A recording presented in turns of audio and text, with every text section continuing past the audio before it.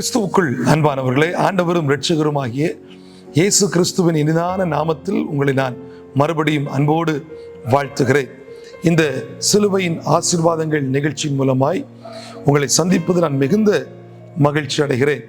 கடந்த 20 நாட்கள் சிலுவை குறித்த காரியங்களை நாம் தியானிக்க கர்த்தர் உதவி செய்தார். அதில் முதல் 17 நாட்கள் ஆண்டவரால் சிலுவையால் நமக்கு கிடைத்த அற்புதங்கள், அதிசயங்களை குறித்து தியானித்தோம்.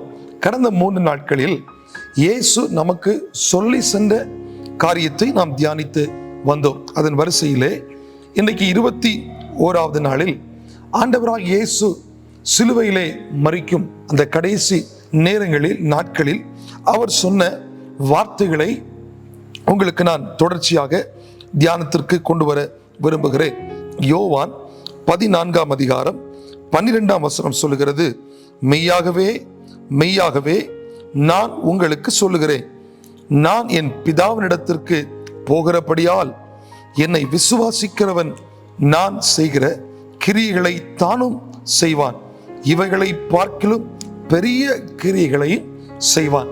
ஆண்டவராக இயேசு கிறிஸ்து சொன்ன வார்த்தை என்ன தெரியுமா?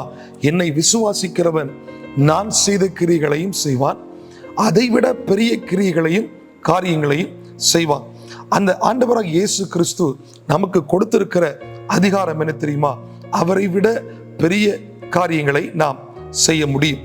பொதுவாக இந்த உலகில் எந்த ஒரு மனிதனும் தங்களுக்குள் இருக்கிற வெற்றியின் ரகசியத்தை வெளியே சொல்வதில்லை.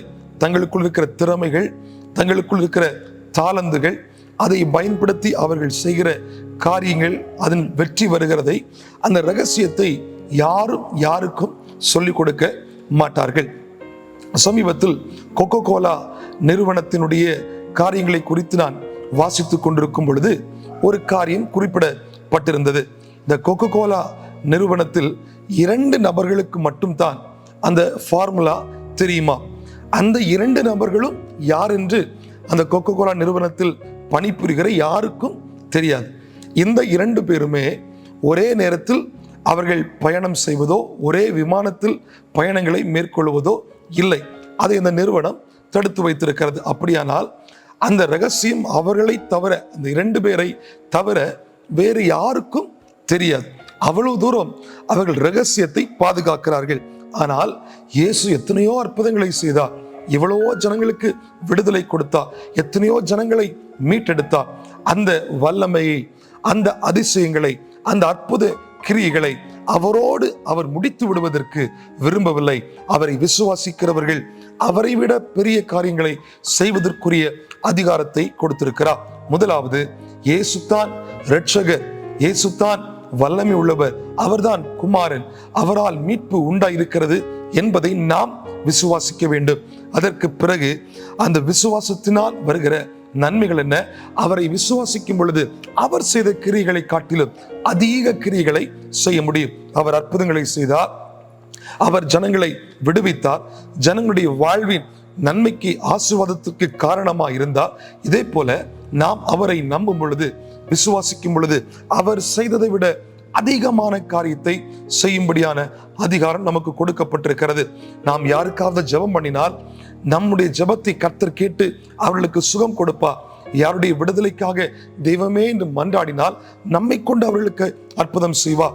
யாருக்காகிலும் விடுதலை வேண்டும், அவருடைய வாழ்வில் மாற்றம் வேண்டும், அற்புதம் நடைபெற வேண்டும், சுகம் கிடைக்க வேண்டும், சத்துருவின் போராட்டங்களில் இருந்து விடுதலை கிடைக்க வேண்டும் என்று நாம் யாருக்காவது ஜெபித்தால் கூட நம்முடைய ஜெபத்தை கர்த்தர் கேட்டு இயேசு செய்த அற்புதத்தை விட பல பெரிய அற்புதங்களை நம் மூலமாய் கர்த்தர் செய்கிறார்.